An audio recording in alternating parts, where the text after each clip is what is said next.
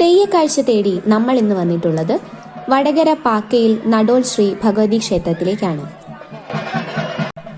മറ്റു തെയ്യങ്ങളിൽ നിന്നും വളരെ വ്യത്യസ്തമായിട്ടുള്ള കൈതച്ചാമുണ്ടി എന്ന് പറഞ്ഞ തെയ്യത്തെയാണ് ഇന്ന് പരിചയപ്പെടുത്തുന്നത്. ഈ വ്യത്യസ്തത തെയ്യത്തിന്റെ പുറപ്പാടിൽ നിന്നും നമുക്ക് വ്യക്തമായി കാണാൻ സാധിക്കും.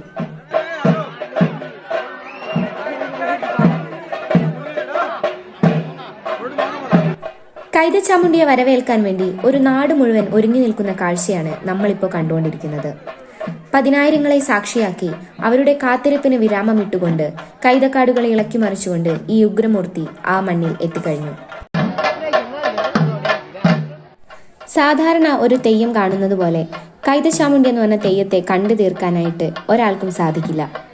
അത് എന്തുകൊണ്ടാണെന്നും എങ്ങനെയാണെന്നുള്ള കാര്യം വീഡിയോയുടെ അവസാന ഭാഗമാകുമ്പോഴേക്കും ഞാൻ പറയാതെ തന്നെ നിങ്ങൾക്ക് മനസ്സിലാവും.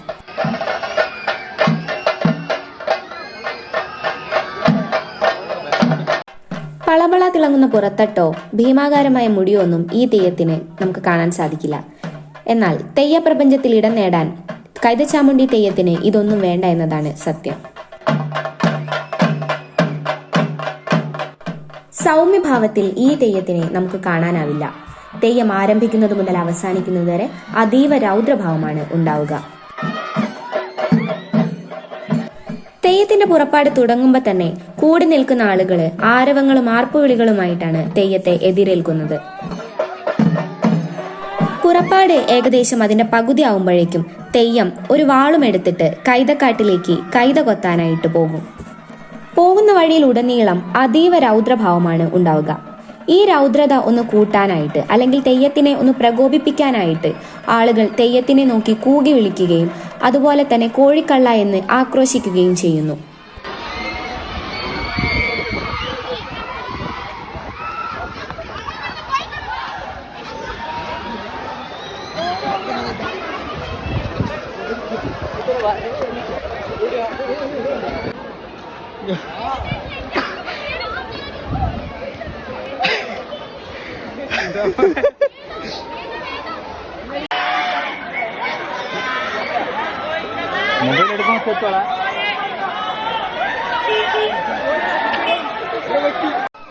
നമ്മൾ ഒരു തെയ്യം കാണുമ്പോൾ അത് അതിന്റെ പരിപൂർണതയിൽ എത്തണമെങ്കിൽ ആ തെയ്യം ആരാണെന്നും എന്താണെന്നും നമ്മൾ അറിഞ്ഞിരിക്കണം.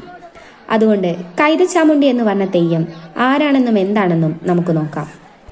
കൈതച്ചാമുണ്ടിയുടേതായിട്ട് സാധാരണ പറഞ്ഞു വരാറുള്ള ഒരു കഥ പുരാണ സങ്കല്പത്തിലുള്ള ഒരു കഥയാണ്. പണ്ട് ബ്രഹ്മാവിനെ സ്വാധീനിച്ച് അസുര സഹോദരങ്ങളായ ചണ്ടനും മുണ്ടനും ഒരു വരം ലഭിച്ചു. ആണിനും പെണ്ണിനും രണ്ടുപേരെയും വധിക്കാൻ കഴിയൂല.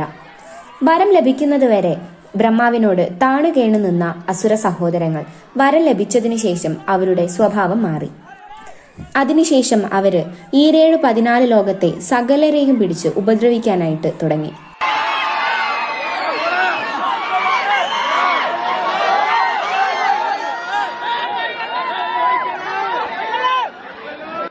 ഇവരെ കൊണ്ട് സഹികെട്ട മനുഷ്യന്മാരും ദേവകളും അവസാനം ബ്രഹ്മാവിന്റെ അടുത്ത് തന്നെ അഭയം പ്രാപിക്കാൻ തുടങ്ങി.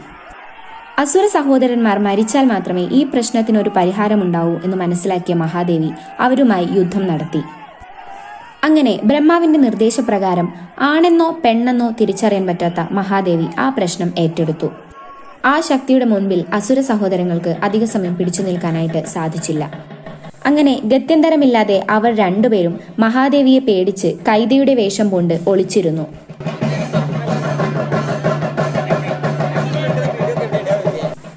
അങ്ങനെ അവരെ അന്വേഷിച്ചിറങ്ങിയ മഹാദേവി ഒരു കൈതക്കാട്ടില് കുറെ കൈതകൾ കാണാനായിട്ട് ഇടയായി.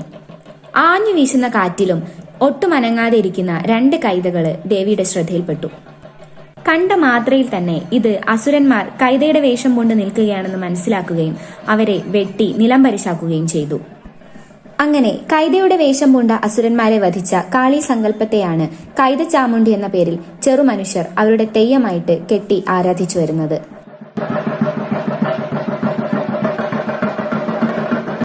ദേവി കൈതയുടെ വേഷം പൂണ്ട ആ അസുരന്മാരെ തിരഞ്ഞിറങ്ങുന്ന കാഴ്ചയും അവരെ കാണാതിരിക്കുമ്പോഴുള്ള ദേഷ്യവും അവസാനം ആ കൈത കൊത്തി വരുന്ന കാഴ്ചയുമെല്ലാം ഈ തെയ്യത്തിലൂടെ നമുക്ക് കാണാൻ സാധിക്കും. കൈത കൊത്തുന്നത് വരെ ദേവിയെ വെളുത്ത നിറത്തിൽ കാണാനായിട്ട് സാധിക്കും. എന്നാൽ കൈത കൊത്തിയതിനു ശേഷം ദേവിയെ മുഴുവൻ ചുവപ്പ് നിറത്തിലാണ് കാണാൻ സാധിക്കുക.